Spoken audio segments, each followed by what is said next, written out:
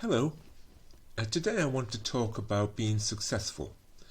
But we can't talk about that unless we know what it is, and success can be different things for different people. I believe success is measured by how closely we come to fulfilling whatever potential we possess. If we can become the best that we can be, we can't be more successful, and really, nobody can be more successful than that. I don't know how to make you more successful, but I'm going to talk about how I fulfilled my potential as a runner late on in my career, in the hope that you can learn something from my experience which will be of benefit to you. I'm going to talk about running, but I firmly believe these ideas can be applied to many aspects of life. So, did I fit my definition of success? I won the London Marathon, and I went on from there to win an Olympic bronze medal in the marathon in Los Angeles. I would appear to be a successful runner. Did I fulfill my potential? Yes, absolutely.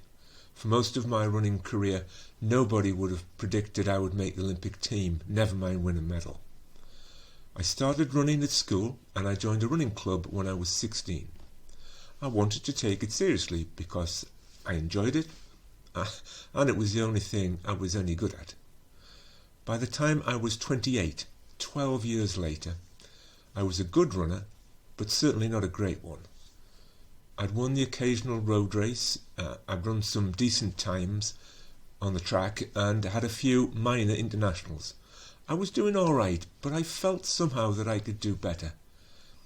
I didn't believe I'd fulfilled my potential despite 12 years of experience which told me this was indeed my level.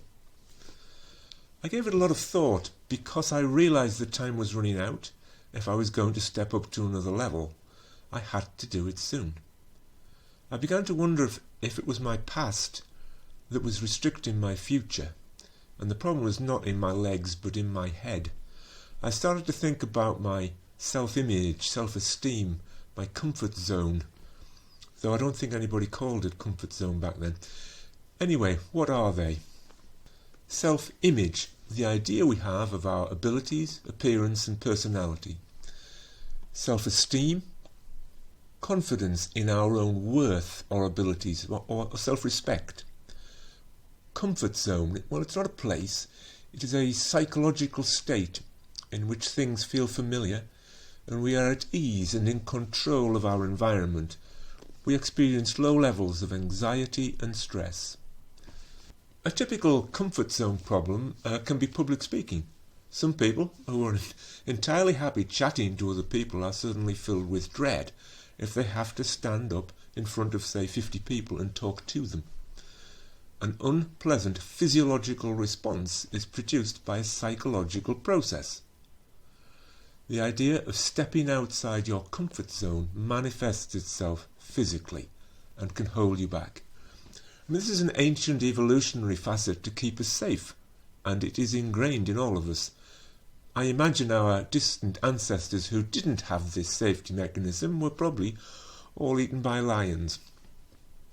It keeps us safe, but it also holds us back. I realised that in my entire 28 years I'd never done anything exceptionally good. So my subconscious self-esteem, my self-worth, my comfort zone were all primed to keep me exactly where I was. If I was going to be better and fulfill my potential, I had to change my mind.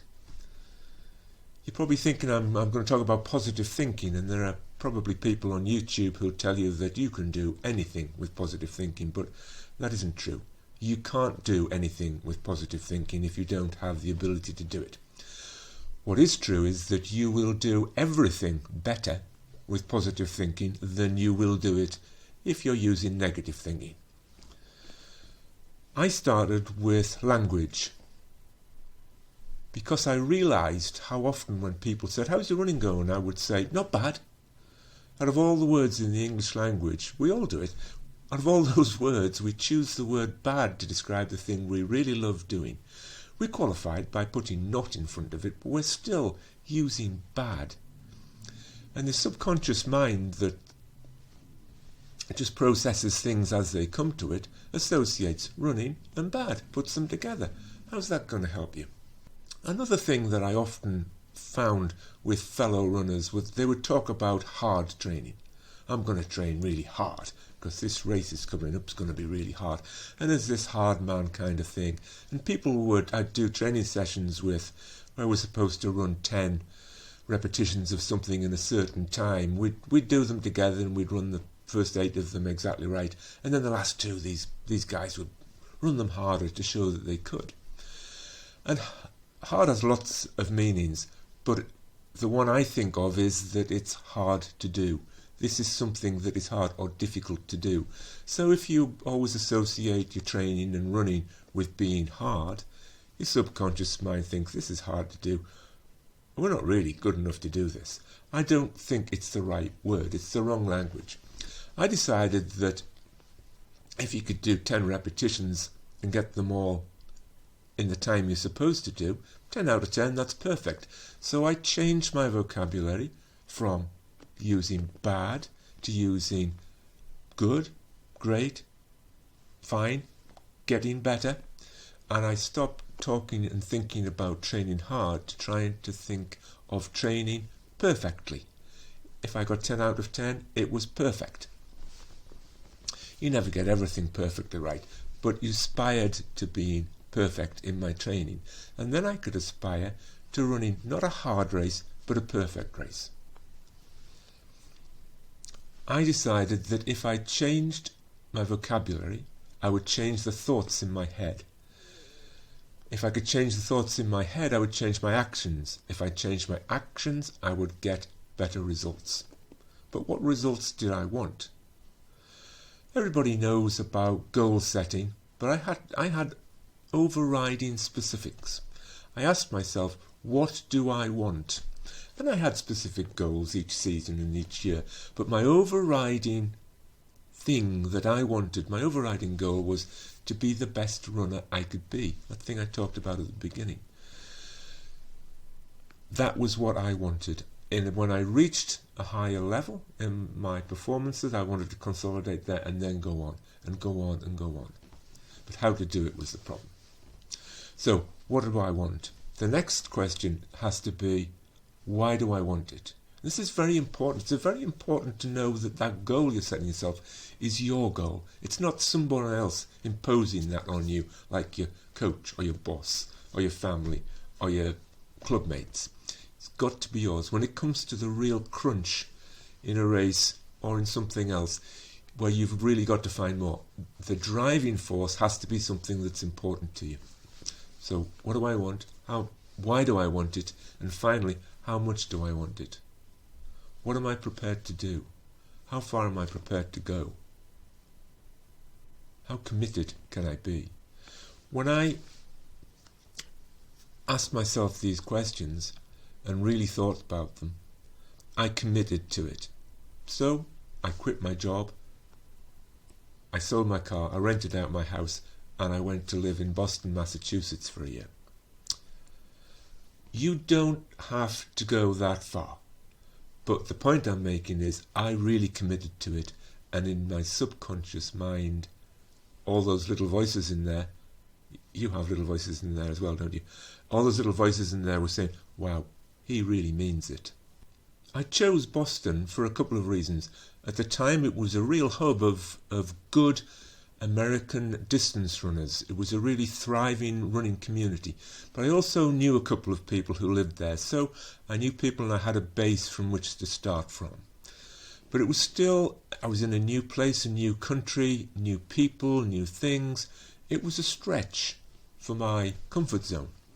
But I was there to run, I'd committed to running, and I'd only been there a little while, and I ran on consecutive weekends a 10k race, a 5-mile race, and another 10k race, and I won all 3 of them.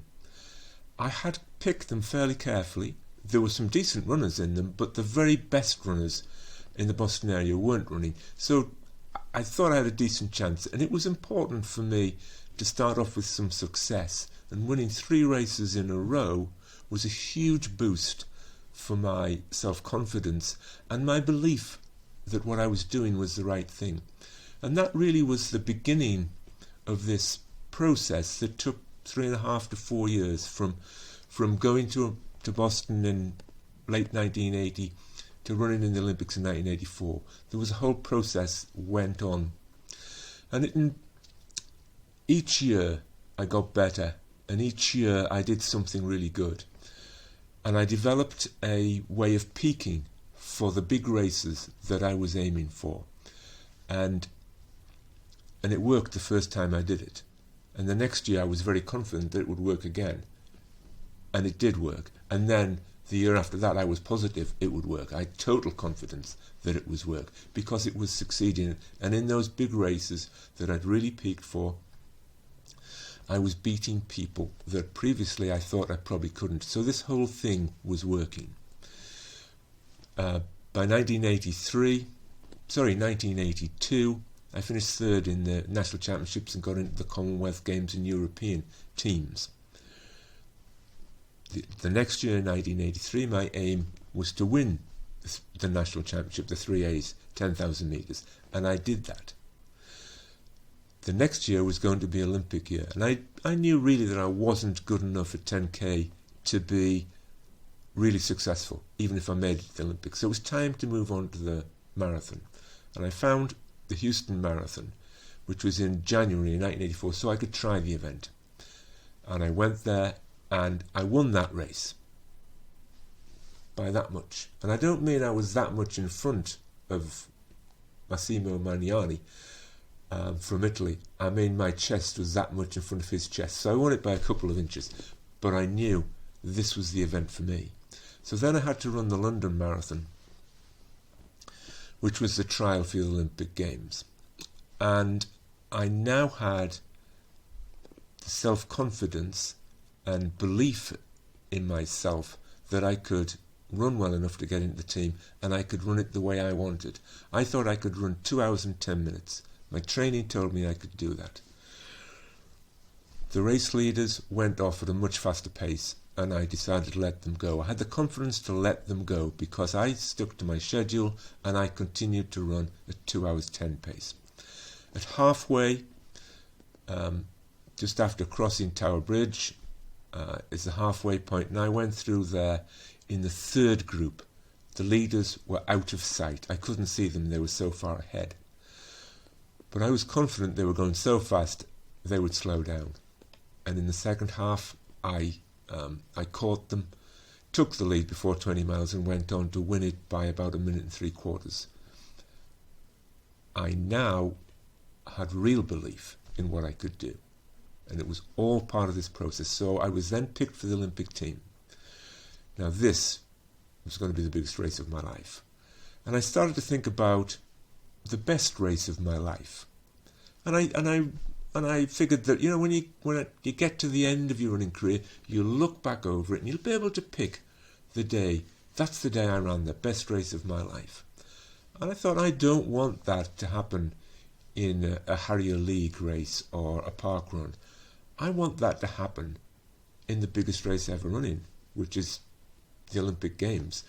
So I worked for months on convincing myself that I would run the greatest race of my life in the Olympic Games. Instead of letting it just happen and then looking back to, that was the day I ran it, I decided, no, beforehand, I'm going to run the greatest race of my life in the Olympic Games.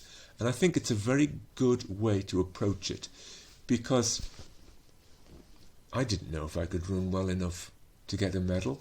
I may run the best race of my life and finish 4th, 5th, 6th, 7th. They would all be great performances.